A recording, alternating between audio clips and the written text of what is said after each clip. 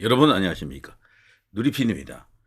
자, 공수처가 경찰을 동원해서 대통령을 지금 체포하려고 그러죠.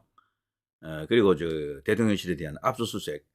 에, 그런데 이게요, 과연 타당한 어떤 법적 근거가 있느냐 하면은 그렇지 않다라는 게 중론입니다. 이번에 엄청난 저들이 불법을 자행하고 있는데요. 이것이 만일에 대통령이 탄핵 선고에서 살아남고 직무 복귀하게 되면 저들이 전부 내란 세력이 됩니다. 엄청난 대역풍이 기다리고 있다 이렇게 볼 수 있겠죠. 자, 지금 경호처가 대통령을 지키기 위해서 그야말로 결사적인 어떤 입장을 보이고 있습니다. 정말 든든합니다. 그래서 대통령실은 이제 뚫기가 어렵습니다. 원래 경호 인력도 대단히 많고, 그래서 경찰 뭐 그런 병력 일부 보내가지고 대통령을 체포한다라는 것은 사실 생각하기 어렵고요. 또 거기 현장에 우리 애국 시민들이 또 많이 나가 있지 않습니까? 그래서 저들이 지금 뭐 이런저런 노력을 하겠지만 쉽지 않다라고 일단 보고요. 특히나 여기 이제 경호처의 입장은요, 명확합니다. 아주 완강합니다. 관전 문 열어주는 것은 경호를 사실상 포기하는 것이다. 이것은 우리 경호처가 문을 닫아야 될 사안이다. 절대로 양보하지 않겠다. 허락하지 않겠다. 심지어는요, 이 만일에 대통령에 대한 불법적 체포영장을 집행할 경우에 일단 이걸 불법으로 보고 있습니다. 윤 대통령 변호인단에서는요. 경호처가 오히려 그들 체포조를 체포할 수도 있다. 현행범으로. 와, 박수 한번 치겠습니다. 정말 이제 이게 사실은 법이에요. 이렇게 이제 해도 됩니다. 다만 이제 관건은 헌법재판소에서 이제 거기서 대통령이 이길 경우에 이제 이런 모든 것이 완전 180도 이제 입장이 바뀌게 되겠죠. 일각에서는 헌법재판소의 재판은 없습니다. 그 전에 끝납니다라는 그런 주장도 일부 있는데 그것은 이제 아직은 힘을 얻기 어려운 주장일 수도 있습니다. 다만 가능성은 조금 있겠죠. 그 사이에 뭐 그야말로 경천 동지할 일이 생기면은 이 모든 사태가 원점으로 다시 돌아갈 수도 있습니다. 법적 절차를 다 뭉개고 우리나라가 언제부터 그래 큰 뭐랄까 이 여론이 한쪽으로 집중적으로 이렇게 형성되거나 쏠려버리면은 뭐 법도 필요 없는 그런 나라가 됐죠. 자, 그래서 어떤 또 거대 변수가 있을지는 좀 지켜봐야 되겠습니다. 자, 아무튼 이 우리 이 경호처의 지금 입장은 정말 대단히 뭐 일점불사의 그런 태도입니다. 대통령을 뭐 끝까지 지키겠다라는 그런 상황이죠. 오히려 저들을 체포하겠다라고 나섰으니 저들이 정말 경악할 일이 되겠죠. 근데 경호처가 이렇게 나갈 수 있는 그 법적 근거가 없잖아 있는데요.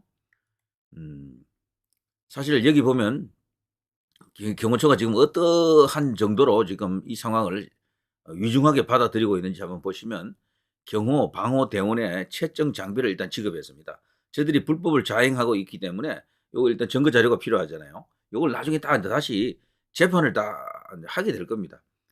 결국 이제 이 고발로 이어지고요.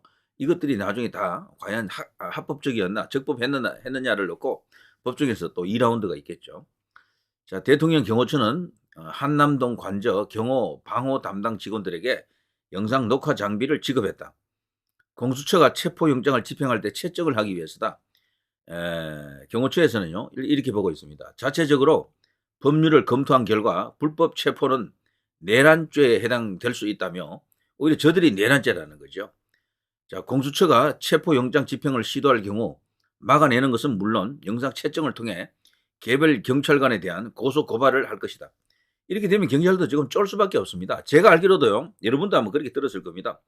지금 뭐 법의 이름으로 지금 저들이 지금 뭔가를 하고 있는데 여기에 지금 동원되는 경찰 병력들이 쫄고 있다라는 겁니다. 이거 나중에 이거 책 잡히는 거 아니야?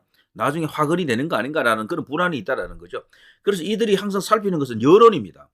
여론이 어디로 움직이느냐를 지금 보는데 지금 여론이 어떻습니까? 과거 박근혜 대통령 이야기를 해서 죄송합니다만 그때와는 반대로 가고 있어요. 그때는 대통령 지지율이 그야말로 수직 하락해가지고 다시는 살아나지 못했고 4% 5%까지 가버렸기 때문에 뭐 도저히 구제불능 그 상태가 됐고요. 지금 대통령 지지율이 얼마까지 올라왔습니까? 37%까지 올라왔잖아요. 이제 바로 내일 모레 40이 터지는데 이런 대통령을 어떻게 정리할 수가 있습니까? 이런 쿠데타, 불법 쿠데타의 다름 아닙니다. 이걸 일러서 국회 쿠데타다 이렇게 이제 말해도 되겠죠. 국회 쿠데타. 지금 보시면 알겠습니다만 대통령이 국회를 견제할 수 있는 권력이 없어요. 수단 장치가 없다니까. 공격적인 장치가 없어요. 다만 방어적으로 저들이 법을 만들면 거부권 행사하는 그 정도밖에 없는 거야. 그러나 지금 국회는 대통령뿐 아닙니다. 국가 조직 전체를 장악할 수 있는 권한이 국회에 있는 겁니다. 대통령에게 있는 게 아니고. 왜? 탄핵이 국회의 고유한 권능입니다. 국회가 갖고 있는 가장 큰 힘은 바로 탄핵입니다. 탄핵권. 이거는 대통령도 뭐 할 수 있어. 뭐 대법원장도 헌법재판소장도 뭐 법관도 검사도 뭐 장관도 차관도 뭐 전부 다 탄핵할 수 있는 권한이 국회에 있습니다. 국회에. 거기다가 이 사람들은 뭐 의결권 갖고 있죠. 예산 심의권 갖고 있죠. 뭐 못하는 게 없는 거야 지금 이러니까. 그리고 예산을 갖고 뭐 심의 정도만 하는 게 아니고 예산을 갖고 뭐 역 떼고 저 붙이고 이런 능력까지도 갖고 있으니까 그야말로 과거에 우리가 알던 제왕적 권력 있잖아요. 지금은 국회가 갖고 있는 거예요. 국회가. 87 헌법은 국회를 위한 헌법입니다. 대통령을 그냥 수족을 다 잘라놓은 거야. 온전한 대통령을 만들려고 하면은 여당이 다수당이 되어야 됩니다. 다수당. 적어도 한 160석 정도 갖고 있는 다수당이 되면은 대통령이 이제 막강한 힘을 행사할 수가 있죠. 근데 지금 최근에 와서 보면은 윤 대통령은 지난 국회도 그렇고 이번 국회도 그렇고 너무도 지금 의석이 없는 상태에서 정치를 하다 보니까 이렇게 됐죠. 특히나 저쪽 좌파하고 이쪽 우파의 정치를 보면은 좌파들은 의석이 좀 부족해도 그럭저럭 갑니다. 왜냐하면 이쪽 우파 보수 쪽에서 태클을 많이 안 걸어서 그래요. 순해서 그래. 이 사람들이 싸울 줄 모르거나 그런 식으로 지저분한 싸움을 안 겁니다.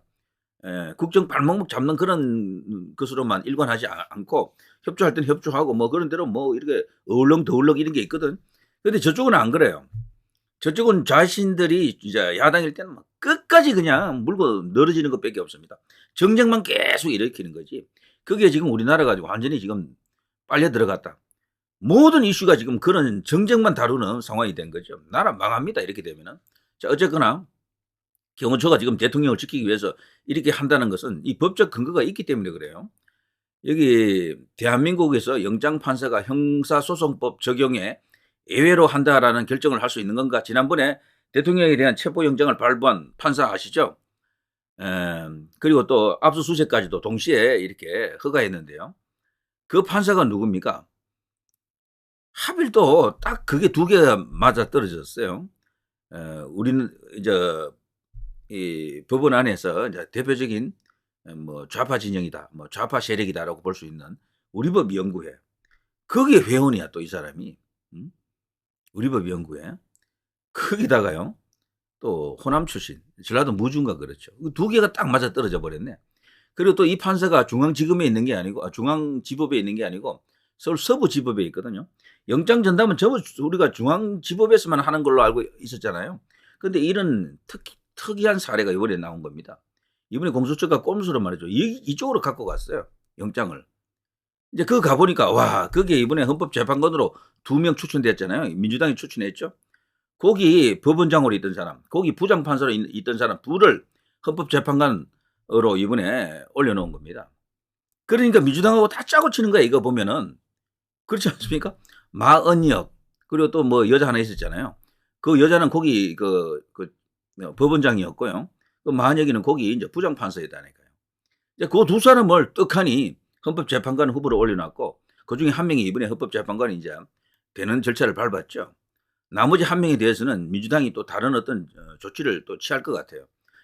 계속해서 들이밀거나 아니면 사람을 교체하거나 뭐 또 이렇게 할 겁니다. 자, 그걸 보면요. 이게 어떤 카르텔 안에서 움직인다라는 걸 알 수가 있죠. 왜 그 두 사람이 하필 서부지법이었나? 근데 그 서부지법에 이번에 왜 또 영장이 들어갔느냐? 이걸 보면 미리부터 이게 공작을 해놓은 게 아닌가라는 의심을 할 수밖에 없습니다. 그죠? 자, 어쨌거나 여기 보시면요. 챗 GPT가 이렇게 답을 합니다.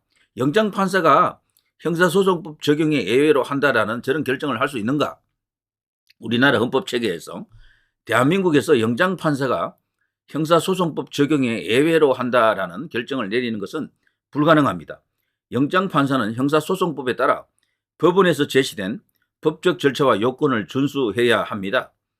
형사소송법은 형사사건의 절차와 관련된 기본적인 법적 규범을 제공하며 영장판사는 그 법을 적용해 영장을 발부하거나 기각하는 역할을 합니다. 본인이 뭐를 이렇게 생산하거나 만들어낼 수 있는 그 위치에 있지 않습니다. 영장판사는 오로지 법조문에 의해 가지고 엄격하게 판단을 해야 되는 그 조건이 그 충족되어야 하는데, 이번에 이 서울 서부지법에서 영장을 발부한 이 판사는 법을 만들어 버린 겁니다. 법을. 이걸 할 수 있는 곳은요, 헌법재판소 혹은 대법원 말고는 없는 겁니다. 그런데 여기서 이런 짓을 한 거야, 이 사람이. 대법원장보다 더 높은 어떤 위치에 있는 존재가 아니고서는 할 수 없는 일을 한 겁니다. 일개 영장판사가. 따라서 영장판사가 형소법을 예외로 한다라는 것은 법적 근거가 없다, 법의 규정을 무시하거나 변경하는 것은 불가능하다. 당연하죠. 자, 이렇게 되니까요, 당연히 이제 여기 경호처에서도 이거 불법이다. 이거는 오래전에부터 벌써 대통령도 그렇고요, 대통령 변호인단에서 지금 대통령에 대한 이런 체포 뭐 혹은 수사 이런 모든 것이 불법이다, 이런 것들이 나중에 내란이 될 수도 있다. 내란의 가능성이 크다. 실제 내란입니다. 이게 대통령이 계엄을 선포한 것은 절대로 내란이 될 수가 없어요. 그런 내란이 어디 있습니까? 불과 뭐 한두 시간 만에 끝나버렸는데, 실질적으로는. 그리고 뭐 실제 뭐 폭행이 있었습니까? 누굴 구금했습니까? 아무것도 없어. 무슨 내란입니까? 그러니까 저들이 지금 똥줄 타는 거죠. 이대로 가게 되면요, 오히려 꼼짝없이 당하는 것은 저들이다라고 볼 수 있습니다. 이 경호처가 이렇게 강하게 나갈 수 있는 것도 법적 배경이 뒤에 있다라고 믿기 때문에 그래요. 자, 시간은 누구의 편이다? 자, 갈수록 윤 대통령이 승승장구할 것으로 저는 봅니다. 자, 그 밖에 많은 좋은 이슈가 있는데 한꺼번에 다 풀어놓기보다는 조금씩 이렇게 공유하는 게 좋겠죠. 자, 누리 PD 김준희였습니다.